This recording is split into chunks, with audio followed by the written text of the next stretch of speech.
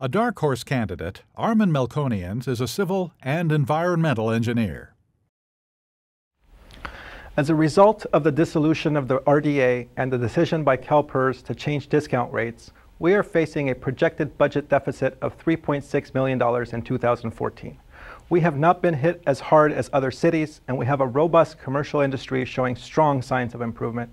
Additionally, the projected budget deficits include a change in the city's fiscal policy to increase contingencies by 5%, in effect a bigger cushion. These deficits represent only 1.4% of the actual expenditure budget. I would act responsibly, not hastily. I would ask each city department to look at their individual budgets to identify potential savings and sources of new revenue. Together, we can get through this responsibly and effectively.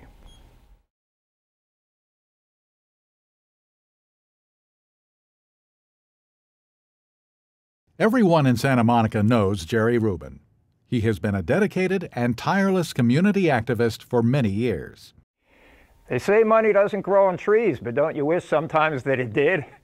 Our city government has a responsibility to provide needed services and programs, but the community and we as individuals also have a responsibility to help our city. That's why I supported Santa Monica's needed and effective half-cent sales tax increase in our last election. And that's why I continue to support needed local bond measures for our schools. Sadly, the state has virtually eliminated needed redevelopment local funding. But Santa Monica will get through these tough times. We have before and we will again, if we're all working together for Team Santa Monica.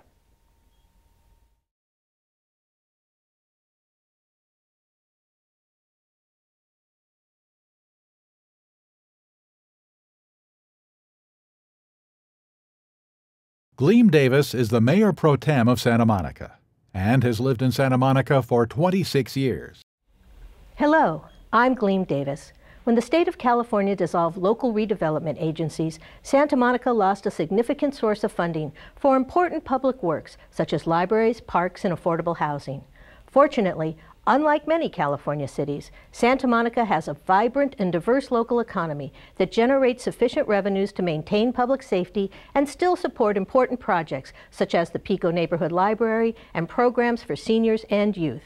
With your vote on November 6th, we can keep Santa Monica fiscally sound. Thank you.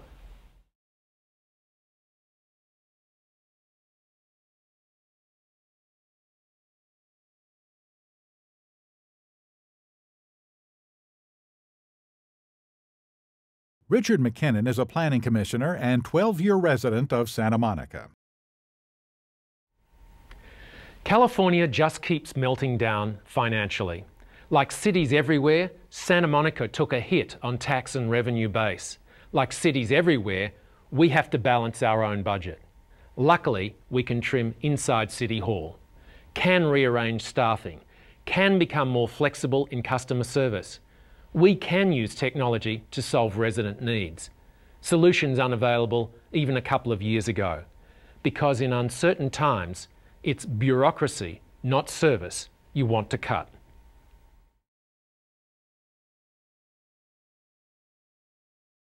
Jhansi Smith teaches at USC and Santa Monica College. He's an Emmy Award-winning journalist and a renter who first moved here in 1997. Hi. As a journalist at NBC, I did plenty of stories about cities struggling with budgets. As a teacher, I see what cuts are doing every day to our students and our schools. Budgets are never easy. They're always controversial, and someone walks away unhappy. But if you put people first, you make the best decisions. Our schools, streets, parks, and neighborhoods are priorities. So are police and firefighters. Bottom line, keep the programs and projects that help the most people and never shortchange seniors or children. Compassion and common sense. That's what I'll bring to the council with your vote November 6th. Thank you.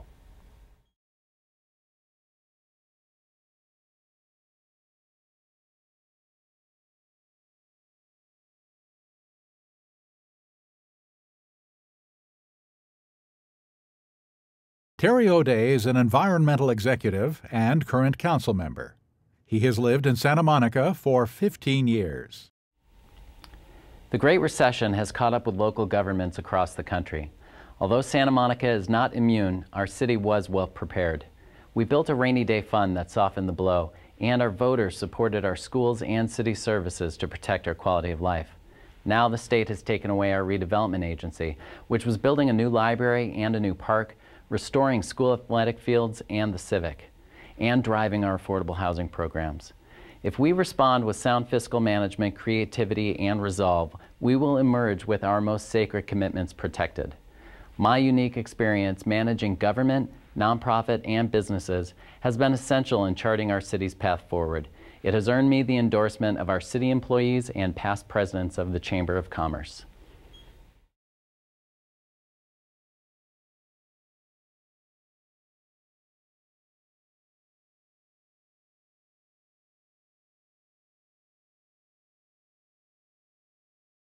Ted Winterer has lived in Santa Monica for 20 years and is vice chair of our Planning Commission.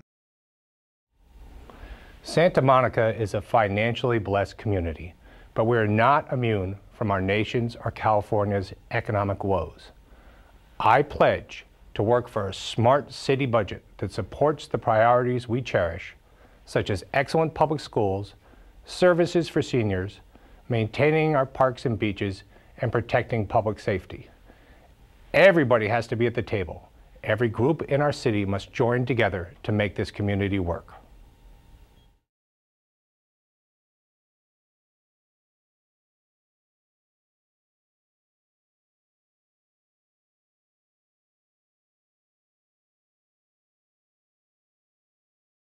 Frank Gruber has lived 29 years in Santa Monica and is a former planning commissioner. Even with our strong local economy, Santa Monica faces the likelihood of budget shortfalls over the next few years. Some of these deficits will arise from the end of redevelopment because redevelopment funds were used for ongoing expenses as well as capital projects. But the city will also be spending more money to operate the new city projects being built, like the new parks at the Civic Center and the new library in the Pico neighborhood. We must maintain our high level of city services, but money can't just be wished for. I will insist the city take a hard look at non-essential programs, but also I will support reasonable economic development to protect the city's tax base.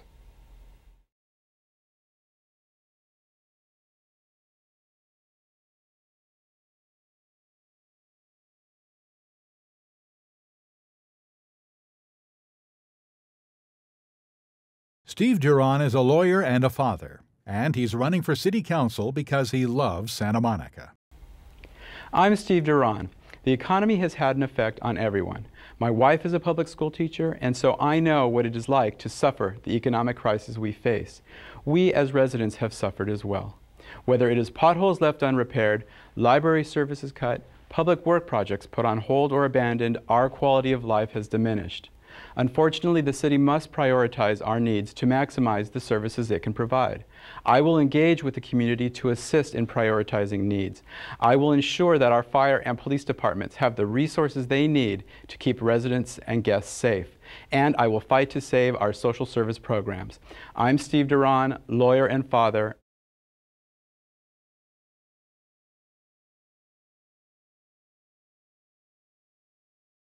Sherry Davis is a recognized community leader for over a decade. While financial challenges are crippling other cities, Santa Monica proactively seeks solutions that combine fiscal prudence with creating revenue streams. But we must think outside the box, and that's the approach I'll bring to the City Council. I'm proud to have co-chaired the recent campaign that now generates over $12 million a year, enabling our city to fund community priorities like public safety and education. As a council member, I will protect the city's AAA credit rating, ensure transparency and accountability in city finances, and seek additional means that will enable us to provide our residents the services that make us such a special city.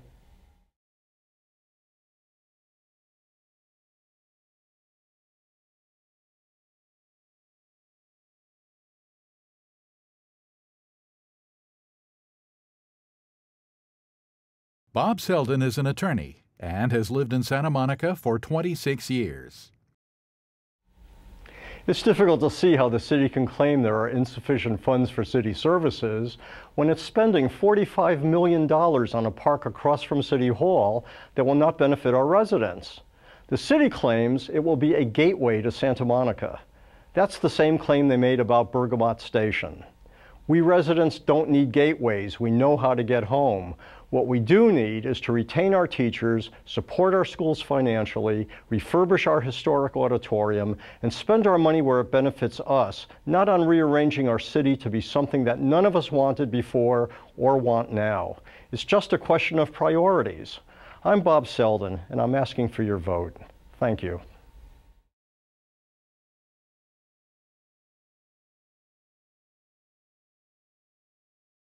Tony Vasquez is a small business owner and former council member. He has lived in Santa Monica for 30 years. The city of Santa Monica is now experiencing financial crisis when the legislature eliminated the redevelopment agency. The non-existence of these funds creates a burden on Santa Monica to raise revenues from other sources in order to continue affordable housing, disaster mitigation, and prevention of commercial, community, institutional revitalization. I believe we are going to have to develop better strategies within our city government to see how we can continue to fund these services for the city. As it relates to affordable housing, the city is going to have to require developers to provide more funding to make sure affordable housing is built in the city.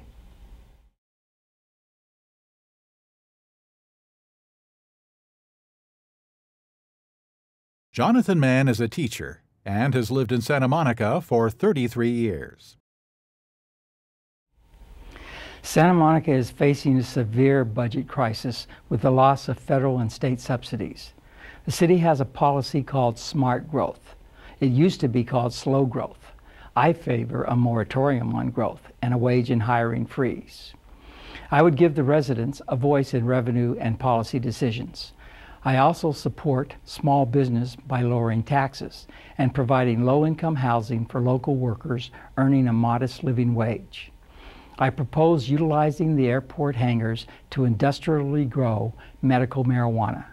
That way the city can raise 10 times as much revenue than from taxing medical marijuana alone.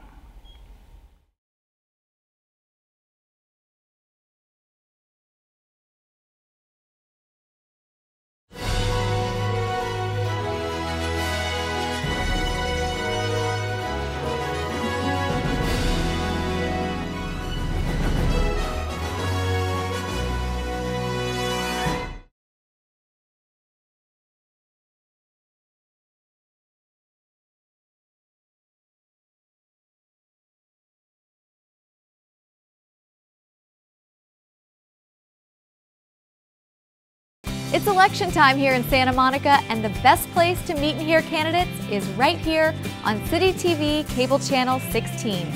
There are candidate statements, interviews, forums, and let's not forget those ballot measures. So I want to see you right here watching City TV so that you can be an informed voter. Your vote has power. Just click, watch, decide. Hi, I'm Yana Kay, and I'm here to explain Ballot Measure GA. Now, you'll be voting on this measure when you go to the polls, so it's important to know what the measure is all about and how it will affect you. Now, let's go over the basics. Measure GA proposes to amend the city charter to change the way the Rent Control Board establishes the annual general adjustment to rent ceilings in rent control units in Santa Monica. Right now, the charter requires the board to adjust rents higher based on the increases in the landlord's utility tax and maintenance expenses, or downward based on the landlord's decrease in tax costs. But this process is complex and makes it difficult to predict results. The current formula is cumbersome, lacks predictability and transparency. In addition, the results may not accurately predict the changes in the landlord's actual costs, therefore making it hard to establish the general adjustment. Measure GA would establish a new adjustment formula, which would tie the general adjustment to the inflation rate by 75% of the annual percentage change in the Consumer Price Index for the Los Angeles area. However, this proposal would be subject to two limitations. The first, it would limit the annual adjustment to a range of 0 to no more than 6%. Second, it would grant the Rent Control Board the authority to impose a dollar limit on any year's general adjustment to all controlled units.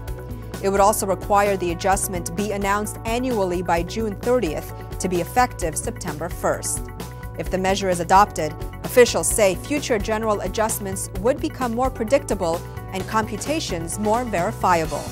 The process would be more transparent and uncertainty would be reduced for both tenants and owners.